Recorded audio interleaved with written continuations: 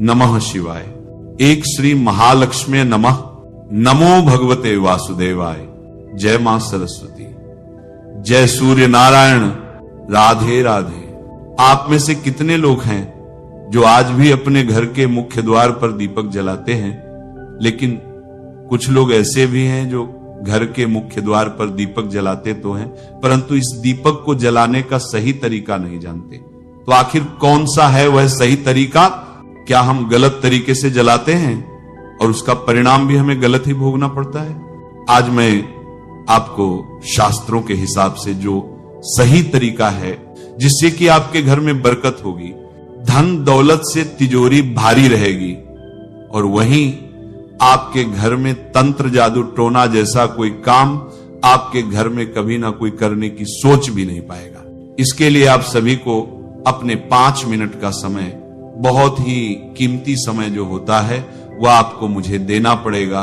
दीपक के बिना पूजा पाठ अधूरी मानी जाती है, क्योंकि बिना दीपक के कोई भी पूजा कर लो, हवन कर लो, यज्ञ कर लो, कोई भी चीज मान्य नहीं होती है।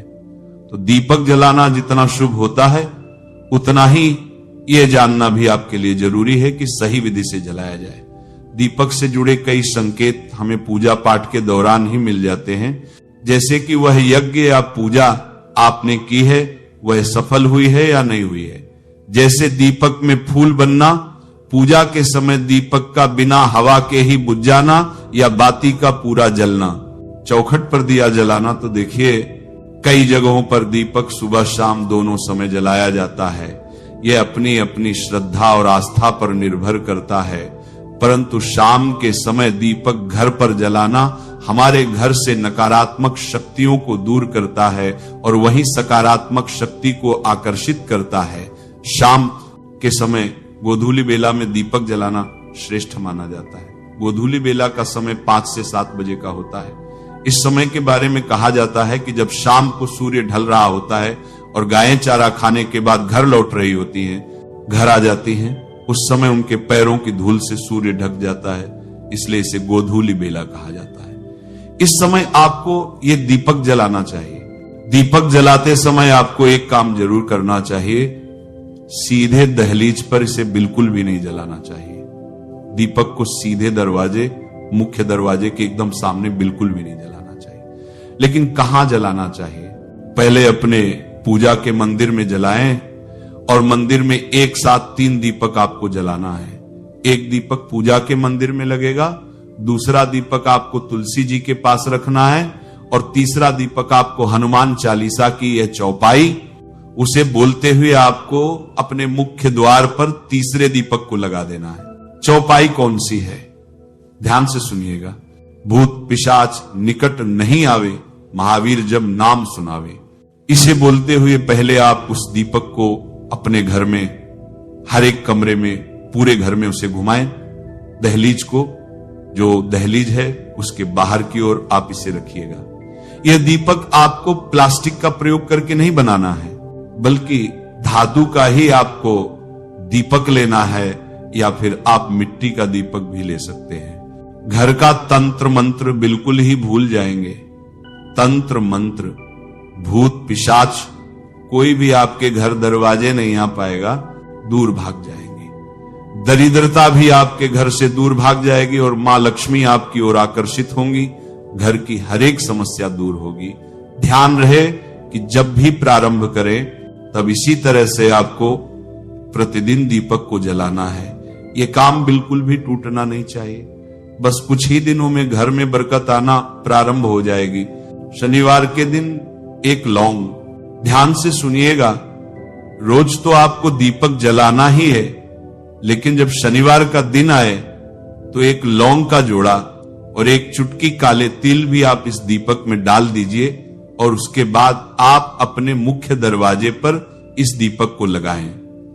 दीपक को साइड में लगाएं, मुख्य द्वार से साइड में लगाएं और 100% आपकी जो भी समस्या है वह दूर हो जाएगी और आप खुद अनुभव करेंगे कि आप एक बार इस प्रयोग को जरूर कीजिए।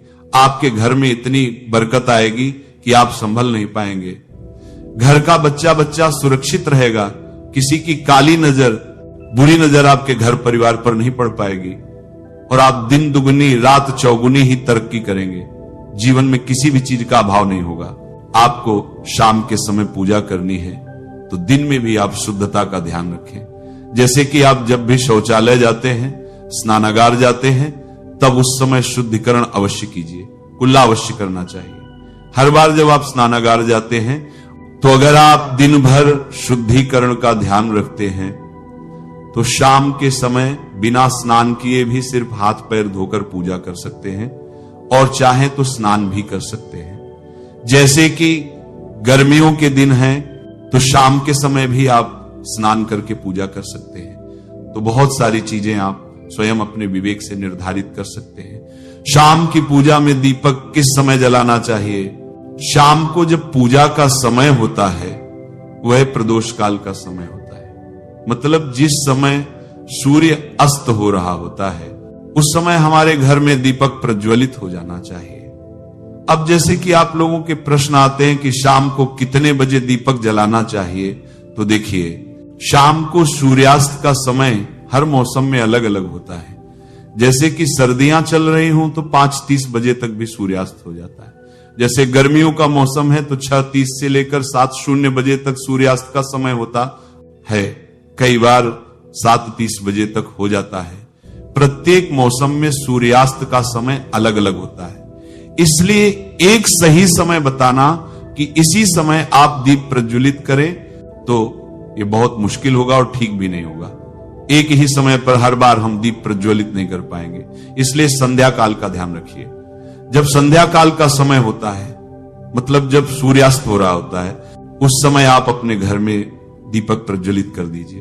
अब बात करते हैं कि कितने दीपक आपको अपने घर में प्रज्वलित करनी चाहिए। शास्त्रों के अनुसार संध्या काल में प्रतिदिन अपने घर के मुख्य द्वार पर एक दीपक अवश्य जलाना चाहिए। इससे क्या होता है? शास्त्रों के अनुसार शाम के समय संध्या काल में लक्ष्मी माता और उनकी बहन दरिद्रता दोनों ही भ्रमण पर निकलती हैं। तो जिस घर के मुख्य द्वार पर दीपक प्रज्वलित होता है उस घर में महालक्ष्मी प्रवेश करती है, और जिस घर के मुख्य द्वार पर दीपक नहीं जल रहा हो उस घर में दरिद्रता आती है। तो इसीलिए महालक्ष्मी का प्रवेश आपके घर में हो, इसके लिए घर के मुख्य द्वार पर एक दीपक अवश्य प्रज्वलित करना चाहिए। घर के मुख्य द्वार पर जो दीप प्रज्वलित किया जाता है, संध्या काल में इसके बहुत सारे फायदे शास्त्रों में बताए गए हैं। शास्त्रों के अनुसार संध्या काल में जिस घर के मुख्य द्वार पर दीप प्रज्वलित होता है उस घर में किसी भी प्रकार की नकारात्मक ऊर्जा प्रवेश नहीं करती है। कोई भी वास्तु दोष आपके घर में हो, अगर आप मुख्य द्वार पर दीप प्रज्वलित करते हैं तो समस्त प्रकार के वास्तु दोष से मुक्ति मिल जाती है। अगर आपके घर में पितृदोष है जिसकी वजह से परेशानियां आपके घर में बनी हुई हैं, तो घर के मुख्य द्वार पर जो हम दीप प्रज्वलित करते हैं इससे घर का पितृदोष भी समाप्त हो जाता है। और इसके अलावा घर में किसी भी प्रकार की अशांति रहती हो या फिर आपके घर में बीमारियां बहुत रहती हैं, कलह रहता है, आर्थिक तंगी रहती है, तो घर के मुख्य द्वार पर हम दीप प्रज्वलित करते हैं तो समस्त प्रकार की परेशानियों और दुखों से आपको मुक्ति मिल जाती है। इसीलिए घर के मुख्य द्वार पर दीप प्रज्वलित करना अत्यंत आवश्यक होता है। शास्त्रों के अनुसार घर के मुख्य द्वार पर एक दीपक अवश्य ही होना चाहिए। अब बात करें दूसरे दीपक की, तो दूसरा दीपक आपको अपने घर की तुलसी के पास प्रज्वलित करना चाहिए। शास्त्रों के अनुसार अगर शाम के समय संध्या काल में तुलसी की जड़ के पास अंधेरा रहता है तो ऐसे घर में दरिद्रता का स्थायी वास बन जाता है। जिन घरों में शाम के समय तुलसी के पास दीप प्रज्वलित किया जाता है ऐसे घर में लक्ष्मी का वास होता है। श्री हरिविष्णु सहित महालक्ष्मी ऐसे घरों में वास करती हैं। तो आपको प्रयास करना चाहिए कि शाम के समय तुलसी के पास एक दीपक अवश्य प्रज्वलित करें। अब बात करें अगले दीपक की, तो शाम के समय अपने घर के ईशान कोण में, मतलब जहां पर भी आपने अपने घर का मंदिर बनाया हुआ है उसी स्थान पर घर के मंदिर में एक दीपक अवश्य प्रज्वलित कीजिए। 2-3 दीपक आपको प्रतिदिन अवश्य प्रज्वलित करने चाहिए। और अगर आप तीनों दीपक प्रतिदिन प्रज्वलित करते हैं तो विश्वास रखिए आपके घर की बहुत सारी परेशानियां स्वयं ही समाप्त हो जाती हैं। और अब बात करते हैं अगले प्रश्न के बारे में, जो आप लोगों के हमेशा प्रश्न आते हैं कि दीपक किस चीज से प्रज्वलित करना चाहिए। सरसों का तेल डाल सकते हैं या नहीं, या फिर तिल के तेल का प्रयोग करना चाहिए, या फिर शुद्ध गाय के घी का, किस चीज से हम दीपक प्रज्वलित करें। तो देखिए, शास्त्रों के अनुसार सरसों के तेल का दीपक हर जगह प्रज्वलित नहीं करना चाहिए। सरसों का तेल कड़वा तेल कहा जाता है। इस तेल का दीपक हम प्रज्वलित करते हैं शनिदेव के लिए। अगर आप दीप दान करते हैं शनिवार के दिन, तो आपको सरसों के तेल का दीपक प्रज्वलित करना चाहिए। और आप चाहे तो जैसे कि पीपल का वृक्ष होता है, वहां पर भी सरसों के तेल का दीपक प्रज्वलित करना चाहिए। या फिर भैरव देवता होते हैं, उनके लिए भी सरसों के तेल का दीपक प्रज्वलित किया जाता है। इसके अलावा कहीं पर भी सरसों के तेल का दीप प्रज्वलित करने की बात शास्त्रों में नहीं कही गई है। शास्त्रों के अनुसार किसी भी देवता के निमित्त जो हम दीप प्रज्वलित करते हैं, उसमें गाय का घी डालकर ही प्रज्वलित करना चाहिए। अब देखिए, ऐसे समय में जबकि गाय का शुद्ध घी नहीं मिल पाता है, तब हमें क्या करना चाहिए? तब आपको गाय के घी के नाम पर जो भी घी मिल जाता है या फिर शुद्ध घी मिल जाता है, उसका प्रयोग कर सकते हैं। या फिर आप चाहे तो तिल के तेल का दीप प्रज्वलित कर सकते हैं। तो प्रतिदिन जो आप दीपक प्रज्वलित करते हैं अपने घर में, चाहे आप घर के मुख्य द्वार पर प्रज्वलित करें, या फिर तुलसी के पास प्रज्वलित करते हैं, या फिर घर के ईशान कोण में प्रज्वलित करते हैं, तो सभी दीपक आप तिल के तेल या शुद्ध घी से प्रज्वलित करें।